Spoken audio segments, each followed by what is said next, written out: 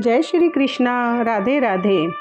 दोस्तों, क्या आप जानते हैं कि जब कर्मों के देवता न्यायप्रिय शनिदेव की वक्र दृष्टि किसी पर पड़ती है तो राजा भी रंक बन जाता है, लेकिन अगर वही परीक्षा कोई धैर्य और भक्ति से पार कर ले तो शनिदेव उसे मिट्टी से सोना बना देते हैं। आज की कहानी एक ऐसे ही सीधे साधे ब्राह्मण की है जिसे स्वयं शनिदेव ने सपने में आकर चेतावनी दी थी। क्या हुआ जब उस ब्राह्मण पर लगी सिर्फ सवा पहर की शनि दशा।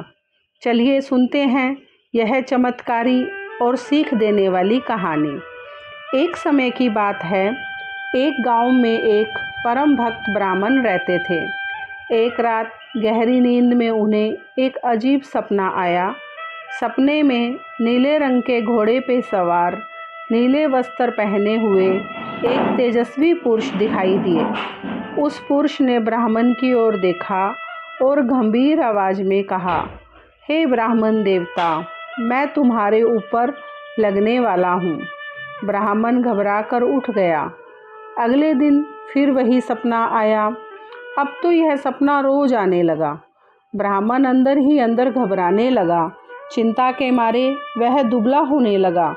जब उसकी पत्नी ने इस चिंता का कारण पूछा तो ब्राह्मण ने रोते हुए उसे सपने की बात बताई। ब्राह्मणी बड़ी समझदार थी। वह तुरंत समझ गई और बोली, स्वामी, वे अवश्य ही न्याय के देवता शनि महाराज हैं। अब की बार जब वे आपके सपने में आए तो घबराना मत। उनसे कहना, प्रभु लग जाओ, पर सवा पहर से ज़्यादा मत लगना। उसी रात शनिदेव फिर सपने में आए। इस बार ब्राह्मण ने हाथ जोड़कर कहा, प्रभु आप मुझ पर लग जाइए, पर कितने समय के लिए लगेंगे। शनिदेव गर्जना करते हुए बोले, 7.5 वर्ष के लिए। ब्राह्मण कांप उठा। क्षमा करें प्रभु, मुझ गरीब में 7.5 तक झेलने की शक्ति नहीं है। शनिदेव बोले, तो फिर 5 वर्ष। ब्राह्मण ने फिर मना किया। शनिदेव बोले, चलो 2.5 वर्ष। लेकिन ब्राह्मण फिर भी नहीं माना। तब शनिदेव मुस्कुराए और बोले, ब्राह्मण देव, सवा पहर यानी लगभग 3.25 घंटे तो मुझे लगना ही पड़ेगा। इतना तो मैं कोढ़ी, राजा और भिखारी पर भी लगता हूँ। ब्राह्मण ने राहत की सांस ली और कहा, ठीक है प्रभु, मुझे सवा पहर की दशा स्वीकार है। सुबह होते ही ब्राह्मण ने अपनी पत्नी से कहा, प्रिय, मुझ पर आज सवा पहर के लिए शनिदेव की दशा लगने वाली है। यह समय मैं घर से दूर जंगल में बिताना चाहता हूँ ताकि परिवार पर कोई आंच न आए। तुम मेरे लिए भोजन बांध दो, और हाँ, मेरे पीछे से किसी से लड़ाई झगड़ा मत करना। कोई गाली भी दे तो चुपचाप सुन लेना, बहस मत करना। ब्राह्मण अपनी पोटली लेकर जंगल की ओर चल पड़ा। वह एक विशाल पीपल के पेड़ के नीचे बैठ गया और पूरे मन से संकट मोचन हनुमान जी का पाठ करने लगा। एक पहर बीत गया। ब्राह्मण ने सोचा, चलो आधा रास्ता तो कट गया, बाकी बचा समय रास्ते में चलते चलते पूरा कर लूँगा। वह वापस लौटने लगा। रास्ते में उसे एक खेत दिखाई दिया जहाँ रसीले तरबूज लगे हुए थे। उसने माली से एक तरबूज खरीदा, उसे अपनी पोटली में बांधा और आगे बढ़ गया। तभी रास्ते में उसे एक राहीगीर मिला, जो कोई और नहीं, स्वयं रूप बदलकर शनिदेव ही आए थे। उन्होंने ब्राह्मण से पूछा, अरे ब्राह्मण देवता, इस पोटली में क्या छुपा रखा है। ब्राह्मण ने सादगी से उत्तर दिया, भाई, इसमें तो तरबूज है। राहीगीर ने कहा, जरा हमें भी तो दिखाओ। जैसे ही ब्राह्मण ने पोटली खोली, उसके होश उड़ गए। पोटली में तरबूज नहीं, बल्कि राजा के इकलौते बेटे का कटा हुआ सिर खून से लथपथ था। इससे पहले कि ब्राह्मण कुछ समझ पाता, वह राहगीर चिल्लाने लगा और उसे पकड़कर सीधे राजा के दरबार में ले गया। उसने चिल्लाकर कहा, महाराज, इस पापी ब्राह्मण ने आपके बेटे की हत्या कर दी है। देखिए, इसकी पोटली में राजकुमार का सिर है। पुत्र के कटे सिर को देखकर राजा के पैरों तले जमीन खिसक गई। शोक और क्रोध में डूबे राजा ने बिना सोचे समझे आदेश दिया, मैं इस हत्यारे का मुंह नहीं देखना चाहता। इस ब्राह्मण को तुरंत सूली पर चढ़ा दो।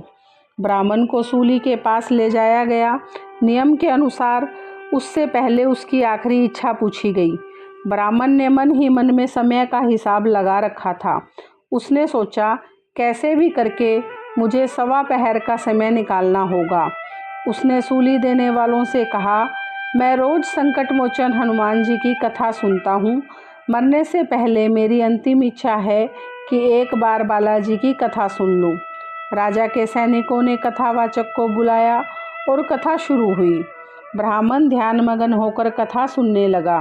धीरे धीरे समय बीतता गया और जैसे ही कथा समाप्त हुई, ठीक उसी समय 1.25 पहर का वह कठिन समय भी समाप्त हो गया। शनिदेव की दशा टल चुकी थी। तभी दूर से उड़ती धूल दिखाई दी। सबने देखा कि राजकुमार, जो असल में शिकार खेलने जंगल गया था, सकुशल घोड़े पर सवार होकर लौट रहा है। राजकुमार को जीवित देख राजा की खुशी का ठिकाना न रहा, लेकिन साथ ही राजा को डर सताने लगा कि उसने एक निर्दोष ब्राह्मण को सूली पर चढ़ाने का कितना बड़ा पाप करने की कोशिश की। राजा ने तुरंत सैनिकों को भेजकर ब्राह्मण को आदर सहित वापस दरबार में बुलाया। दरबार में आकर राजा ने ब्राह्मण के पैर पकड़ लिए और क्षमा मांगी। राजा ने उत्सुकता से पूछा, हे देव, मुझे सत्य बताइए, उस पोटली में क्या था? ब्राह्मण ने मुस्कुराते हुए पोटली खोली और इस बार पोटली के भीतर कोई सिर कटा हुआ नहीं, बल्कि वही हरा भरा तरबूज निकला। राजा हैरान रह गया। ब्राह्मण ने हाथ जोड़कर कहा, महाराज, यह सब शनिदेव की माया थी। मुझ पर 1.25 पहर के लिए शनिदेव की दशा चल रही थी, इसी वजह से यह सब तमाशा हुआ। राजा ने हाथ जोड़कर पूछा, हे पंडित जी, इस भयंकर दशा से बचने का उपाय क्या है? ब्राह्मण ने बताया, यदि किसी राजा या अमीर व्यक्ति पर शनि की दशा आए तो उसे काला हाथी या काला घोड़ा दान करना चाहिए। यदि किसी गरीब पर यह दशा आए तो उसे शनिवार के दिन पीपल के पेड़ की पूजा करनी चाहिए और कहना चाहिए, साचा शनिचर कहिए, जाके पाव सदा ही पड़िए। शनिदेव की कथा सुननी चाहिए। तिल का तेल और काली उड़द का दान करना चाहिए। और सबसे आसान उपाय, काले कुत्ते को तेल चुपड़ी रोटी खिलानी चाहिए। इससे शनिदेव का प्रकोप शांत हो जाता है। राजा ने आदरपूर्वक ब्राह्मण को विदा किया और वह मतीरा भी उनका लौटा दिया। जब ब्राह्मण घर पहुंचा तो उसकी पत्नी ने पूछा, आप तो कह रहे थे कि संकट आने वाला है, फिर सब ठीक कैसे हुआ? ब्राह्मण ने जैसे ही रसोई में जाकर मतीरे को काटा तो सबके मुंह खुले के खुले रह गए। मतीरे के अंदर बीजों की जगह कीमती हीरे, पन्ने और मोती जगमगा रहे थे। ब्राह्मण ने गदगद होकर कहा, प्रिय, जब शनिदेव की चढ़ती दशा थी तो मतीरा मेरा काल बन गया, लेकिन जाते जाते उतरती दशा में शनिदेव हमें निहाल कर गए। हे शनिदेव, जैसे आपने उस धीरज रखने वाले ब्राह्मण की लाज रखी, वैसे ही अपने हर भक्त की लाज रखना। चढ़ती दशा में भले ही परीक्षा लेना, पर उतरती दशा में सबको निहाल कर देना। बोलो शनिदेव महाराज की जय। दोस्तों, अगर आपको शनिदेव की यह चमत्कारी कहानी अच्छी लगी हो तो वीडियो को लाइक करें, अपने परिवार के साथ इसे शेयर करें और हमारे चैनल को सब्सक्राइब करना न भूलें। कमेंट बॉक्स में जय शनिदेव लिखना मत भूलिएगा। मिलते हैं अगली कहानी में, तब तक के लिए नमस्कार। जय श्री कृष्णा। राधे राधे।